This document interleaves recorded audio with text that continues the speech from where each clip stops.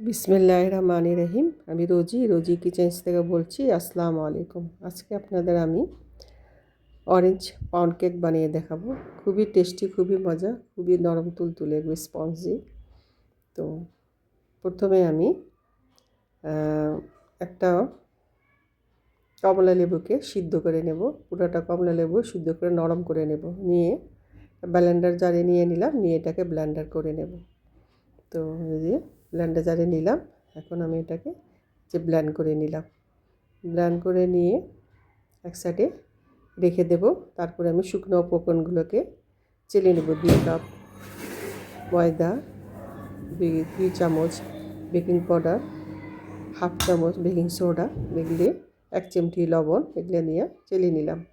তারপরে আমি একটা কমলা লেবুর উপরে অংশটা, সাদাটা নেব না, একদম উপর থেকে নেব, সাদাটা তিতা লাগবে, দিয়ে চামচ চিনি দিয়ে আমি এটাকে ক্রাশ করে রেখে দেব। তারপরে আমি 4টা ডিমের সাদা অংশ নিলাম, নিয়ে সেটাকে আমি বিট করে নেব। ওটাকে পাউডার 2 কাপ পাউডার সুগার নেব। সুগার দিয়ে আমি এটাকে সুন্দর করে বিট করে নেব, একদম ফোম তোলা পর্যন্ত বিট করব। এই যে পাউডারটাকে আমি ব্লেন্ডারে ব্লেন্ড করে নিয়েছিলাম সুগারটাকে। এখন এটাকে পাউডার সুগারটাকে আমি দিয়ে ব্লেন্ড করে নেব।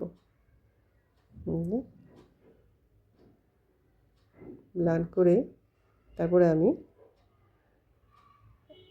100 গ্রামের বেশি মাখন দিয়ে দেব। মাখন দিয়েও বিট করব। এটা মাখন দিলে আরও খুবই টেস্টি হয়। দিয়ে আমি মাখন দিয়েও বিট করব। করে সুন্দর করে বিট করে 4টা কুসুম দিয়ে রাখছিলাম, সে কুসুমটা এখন দিয়ে হালকা একটু বিট করব। কুসুম দেওয়ার পর আর বেশি বিট করব না। তারপরে আমি একটা বাটার মিল্ক বানিয়ে রাখছিলাম, দুধ দিয়ে আর লেবু দিয়ে, সেটা দিলাম। আর ওই যে অরেঞ্জটাকে যে ব্লেন্ড করে রাখছিলাম ওইটা দিয়ে ভালো করে বিট করে নিলাম। এটা দিয়ে বেশিক্ষণ বিট করব না, অল্প একটু বিট করে নিয়ে এখন আমি শুকনো উপকরণগুলোকে আবার আরেকবার, প্রথম চেলে রাখছি, তারপরে আমি আরেকবার করে চেলে, যতবার চেলে নিতে পারি তত ভালো হয়।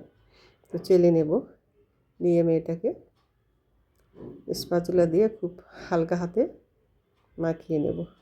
সবগুলোকে আমি চেলে নিয়ে আস্তে আস্তে করে মাখিয়ে নেব। আমার মনে হচ্ছে হালকা বিটার দিয়ে স্লো মোশনে একটু বিট করে নিলে ভালো হয়। তো আমি একটু বিটার দিয়ে হালকাভাবে বিট করে নিলাম, যে কোনো লাম্পস থাকবে না।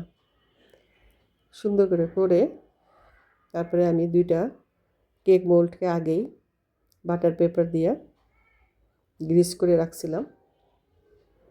এই যে এখন হয়ে গেল। সামান্য একটু অরেঞ্জের পাল্প মুখে লাগবে, সেটা ভালো লাগবে। তারপরে আমি 2টা মোল্ডের মধ্যে আমি এটাকে কেক ব্যাটারটাকে ঢেলে দেব। এই কনসিস্টেন্সি থাকতে হবে। এভাবে আমি 2টা মোল্ডের মধ্যে ঢেলে দেব। ঢেলে দিয়ে আমি চুলার মধ্যে 40 থেকে 50 মিনিট লাগবে, এটাকে বেক করে নেব। বেক করে এটাকে পরে দেখাবো। এখন আমি একটা কমলা আর 2টা লেবুর রস আমি চিপে নিলাম। সেই রসটার মধ্যে আমি সেই যে ভিজিয়ে রাখছিলাম চিনি আর চলকাটা, সেটা দিয়ে আমি জাল দিয়ে শিরা করে নেব।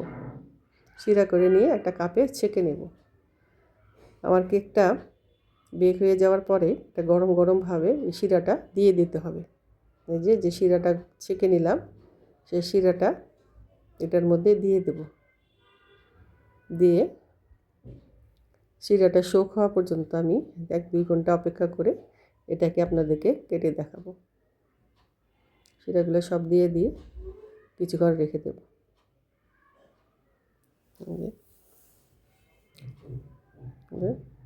দিয়ে রেখে দেব। পরে এটাকে আমি কিছুক্ষণ পরে আবার বের করে নিলাম। নিয়ে এটাকে আমি আপনাদেরকে কেটে পরিবেশন করে দেখাবো যে কতটা সফট আর কতটা ফ্লাফি আর কতটা টেস্টি হয়েছে। দেখছেন কত সফট, একবারে ধরাই যায় না। আমি এখন আপনাদেরকে কেটে দেখাবো। দেখেন, খুবই এভাবে আপনারা বানিয়ে খেয়ে দেখবেন। এই অরেঞ্জ কেক খুবই মজা, খুবই টেস্টি লাগে, খুবই ভালো লাগে। তো আমার ভিডিওটা যদি আপনাদের ভালো লাগে প্লিজ লাইক শেয়ার কমেন্ট করে পাশে থাকবেন। ধন্যবাদ।